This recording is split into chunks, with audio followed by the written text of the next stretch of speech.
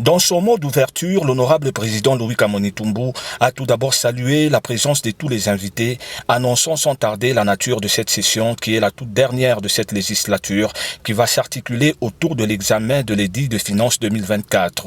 Sur le plan sécuritaire, l'honorable président a rendu un vibrant hommage au chef de l'État Félix-Antoine Tshisekedi pour les performances politiques exprimées et son implication en faveur de la paix. Prévenant sur les faits saillants qui ont émaillé la session ordinaire passée, Louis Kamoni-Toumbo a évoqué entre autres l'arrivée du chef de l'État en province, le retrait de confiance du gouverneur, la sensibilisation de la population à s'approprier le programme de 145 territoires. Honorables députés, chers collègues, distingués invités,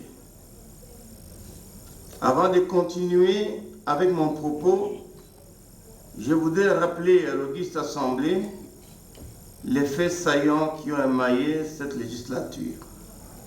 Il s'agit de 1.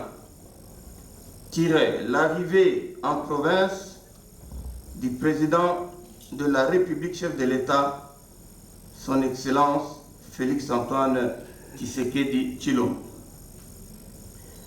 Le retrait de confiance par l'Assemblée provinciale du gouverneur de province à ne plus confondre avec une motion de défiance.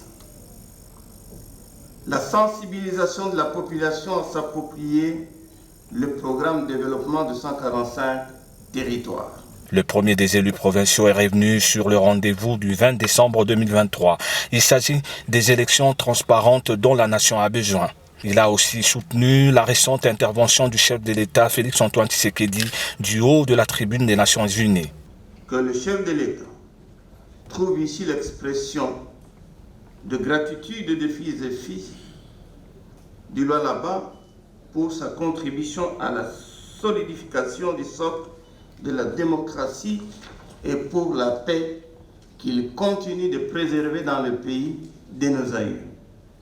Car nous savons que les voisins envieux de nos richesses qu'ils ont suivis pour un pillage qui ne dit pas son nom rentreront calmement chez eux, que entre pattes, humiliés, mouillés de honte.